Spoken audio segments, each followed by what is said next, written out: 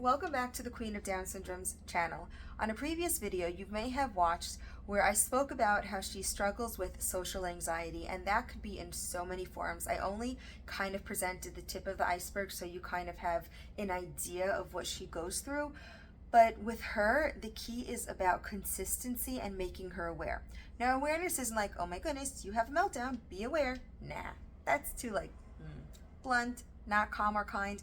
What we do is we play, as you can see here, social emotional games. Now, this stack is a stack of games that I have collected over the years. She's 18 years old now. Can't believe it. And so I'm kind of going to walk you through the games that we play and how we use them a little bit. But if there's anything specific that you want to see, me dive deeper into, then let me know. Because again, this is a collection that we have taken place over the past 18 years, and I'll kind of share with you a little bit about how we use it. So the first game I want to point out is Don't Go Bananas. This is a deck building game. If you're familiar with that style, great. And there are rules. Now, I'm not going to go into the rules again, but what I liked about this game is that every card has a prompt. So we're happy, we're playing a game. But guess what? We're going to have to do some social emotional thinking. For example, what do you think about someone who makes you sad? That's something I'm not going to walk over to her and say, hey, what do you think about someone who makes you sad? But we're playing a game, we bring it up, I bring it up, she brings it up, and we have such good conversations. And when she gets in the moment, I could say, hey, remember the game Don't Go Bananas, and I could remind her of those conversations. Now, of course, we don't do it when she's in a full-blown, social, emotional meltdown, but when I see her starting to go into it, just knowing that we had this conversation can often, not always, diffuse that situation. Another game is I Like Me 1, 2, 3. These are all, as you could see, very similar in style, well, except for a few of them. But again, it's a card game. It does come with instructions. They're over here. It comes with nice instructions. And these are really nice prompts that gets you thinking, but you're also equals. I am sharing the information like you're sharing the information. So it's so not judgy. It's like, sure, why not? Let's play a game and learn something as well. So this one you actually have you have 1, 2, 3, so I'm just going to pull out randomly. And you actually have to put them together. So finish the sentence. I feel good about myself when I am blank. That's prompt number 1.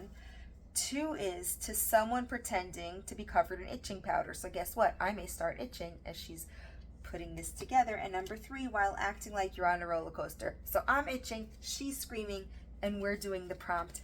And this is fantastic because it's always different. In a game like Don't Go Bananas, it's always the same. In a game like, I Like Me 1, 2, 3, we are always changing because there are so many of the 3 sets of cards. So it's fun, it's silly, and the goal is to just build that social emotional awareness when the key is when you're happy and relaxed. Because when you're in that survival mode, your brain's gone, and that's okay. So build it when you're happy. And this one is something similar, CBT 1, 2, 3. CBT is a different form of therapy. And again, you have your prompt cards, you mix them up, and you build them according, or you can actually, I think for this one, we actually kept it separate. 1, 2, 3, we shuffled number 1, we shuffled number 2, we shuffled number 3, we picked them up, and again, we had great conversations. And the best part about it, we're laughing. And who doesn't love a good laugh? Another game, this is more for older kids.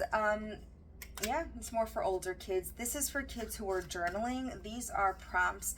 They are a little bit longer, so I would actually err on the side with caution when I introduce something like this, because your kids have to read. As you could see, it is very tedious.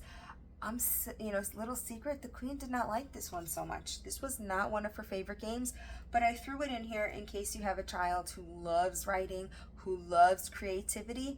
This one might be worth it, and this is Stress Less cards. Again, this is more for a child who loves writing. These are great writing prompts, but the key with something like this, if you're going to do it, you have to do it with that child. Be vulnerable.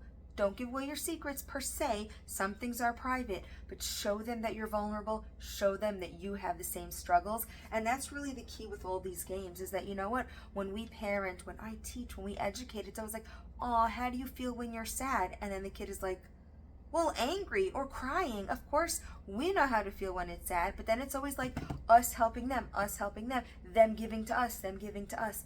This puts you guys on an equal playing path, and that alone is fantastic. This one is one of my favorite ones. Personally, I enjoy this one. This is Mad Dragon. And this is similar to I think like Uno type of thing.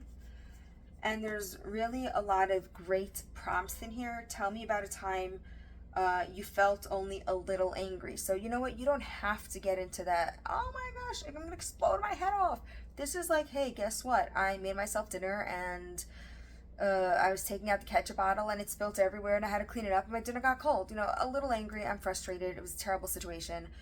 By the way, I made up that story, so don't go sharing it as real information. But avoid the dragon's lair. Name something that makes you angry and tell how you can avoid it. So that could be something really, really big. Again, this one never happens either, but let's say you're about to catch a train or an airplane or something and you miss it and you miss your whole event. So there are different levels of anger, and that's actually something that I feel is very important, is when you have somebody who automatically goes into shutdown mode. The biggest trigger is they cannot understand the different levels of blank feeling, whether it's anger, whether it's triggers, whether it's anxiety. They just don't know there's different levels, and they have a very hard time getting themselves out. They automatically go from one into don't talk to me mode, I'm in full shutdown. And the last game I want to share with you, again, there's tons more. If you see any, I'd be happy to actually try them out, add them to our collection, and let you guys know. This one is, I find this the best introduction game. The Queen of Down Syndrome absolutely loves this game, so she highly recommends it, so I highly recommend it. This is more for younger kids or children who really struggle with getting out any information. It's a simple, you roll the dice, you move around the board. I'm not going to show you too much because there's a ton to set up, but again, if you want to see a full-on demonstration, let me know, and I could do a whole video on this game. I could do a whole video on any of these games. That's how much we love playing games. But so you have the game itself. As you can see, this is well used. There's different categories. There's Say It and Spell It, Nice and Neat, Move Groove, and it basically goes over different topics. I'll just kind of give you an example. If you get a text that is inappropriate or mean about another classmate, what would you do?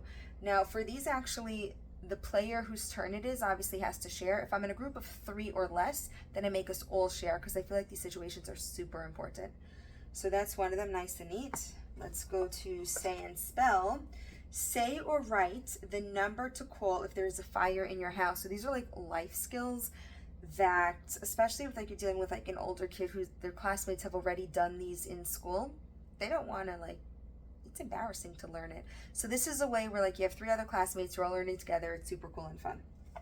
And I like how it's Say and Spell, because the kid who can't write, well, they can just say it. So no pressure there. The next one is twirl around in a circle and at the same time tell everyone the names of 3 of your safe grown-ups. Again, life skills, but this is movement. And when you move, you activate your brain. And when you activate your brain, the learning just skyrockets. And the last topic we have is, if a grown-up you don't know offers you a ride home from school, what could you do? What could you do? I love could, not would, because could, you know what? When that situation happens, you're in fight or flight, your brain's not thinking, you just do it, especially their kids. Their brains are never thinking. Reality. So this kind of is I hope this is what you would do, and again, 3 or less, we all go around, I give my input, they give their input, great conversations. The characters are cute and adorable. Here's some characters. They're cute and adorable. They have little game pieces. They did come with larger pieces. We didn't like it, so we just stuck these guys. But here are some of the larger ones. And this is a fantastic game. So kind of just to summarize what happened here, if your kid or child, student is going emotional meltdowns and can't regulate, instead of going, and yes, it's important, this is in addition to, you have all the charts, some of you do the red light, green light, some of you do my emotions 1 through 10, I've heard and seen so many, and while those are fantastic, some of you do journaling, the key is to have fun and make it part of life, and these are just some of the games that we use. I am going to link as many of the games that are still available. I have this collection. There are more games coming out. If there is a game that you see or one of these that you want to see a full-blown video, let me know. I'd be happy to, grow our collection, because social emotional learning. It's just us. You don't have to be a kid, you don't have to be adult. You just have to grow. Don't forget to like and subscribe so you don't miss next week's video, and ask any question, because this channel is really, we created YouTube as a place for you guys to ask questions and for me to kind of give you long form content of how we help the Queen of Down Syndrome through any situation. I'm a teacher, I'm a mom, raised a Queen of Down Syndrome, and we want to take that knowledge and help you guys. Thank you so much for stopping by. Have a good day.